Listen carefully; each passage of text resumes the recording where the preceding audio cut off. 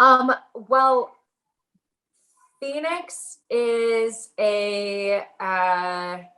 she's a very hard worker, um, talented, earns her spot as like one of the best. And then I think, being a two-seater pilot is missing a good Wizzo. And that is when the lovely Bob comes into the picture. Yeah, Bob is the lucky dog that gets to be the weapons systems officer of one of the best, Phoenix. And Bob is, he's a bit more quiet and maybe a hard nut to crack for some, but he's he really kicks butt in the sky. And I think it can be a little unexpected and maybe unassuming for some. Yeah, that's Bob. Oh man, I was so excited. Joe at that point had told me that we were all going to get to fly in F-18s, and he had shown me a picture of the Phoenix helmet, like a mock-up of what it was going to look like.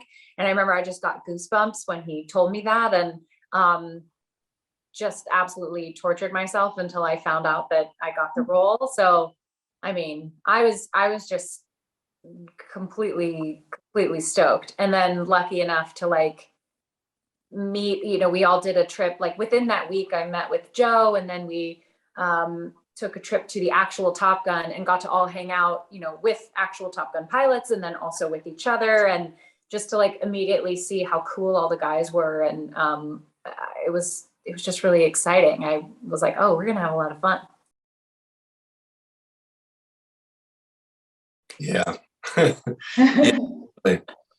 I mean, in many ways, one being that I made an incredible group of friends on this thing. I mean, we all are so bonded from this experience that's so insular and unique. And I think that's something that we share and we'll share for the rest of our lives. And so I feel like I've got a good family, we all got each other's backs. And then also getting on the other end of things, just getting the experience from this movie, which is so as an actor, you think there's you think you have an understanding and an idea of what kind of jobs you might be doing, or what positions you might be put in, or what skills you might have to learn about.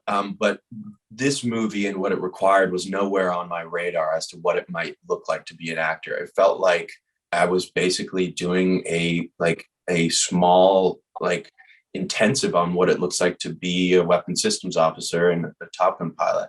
And so that was like, it feels really immersive and kind of like weirdly meta, and almost like there was some kind of it that felt method, like whether we liked it or not.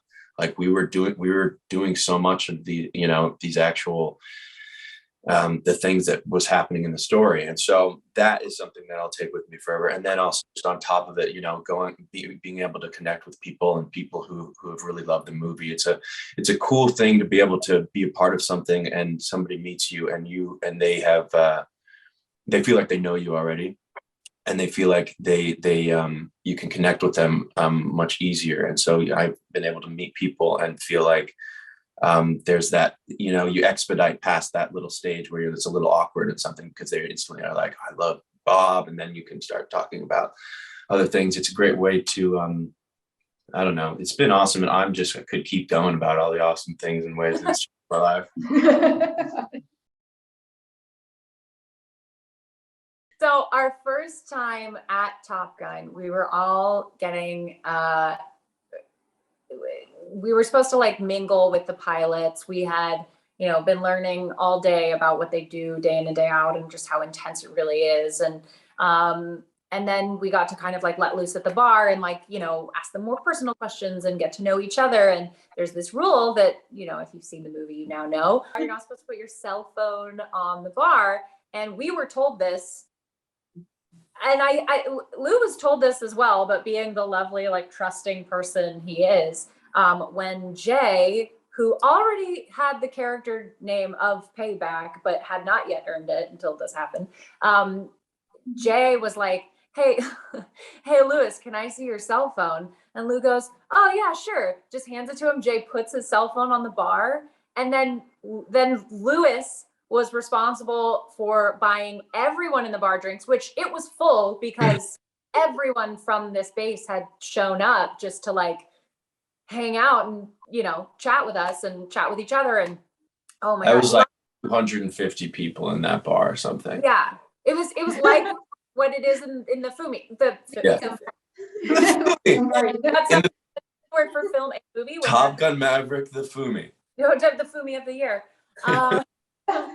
But yeah, luckily Jay, I think he's like, oh yeah, I paid him back later. We learned they split it. He split it. Yeah, it was kind of thing where Jay was like, sorry, man, these are the rules. You're gonna have to pay for all this. And then I was like, oh, holy smokes, okay.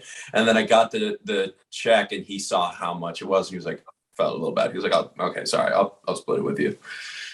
Yeah, thus earning the name. Remember to rent the movie of the year, Top Gun Maverick. On demand on Total Play.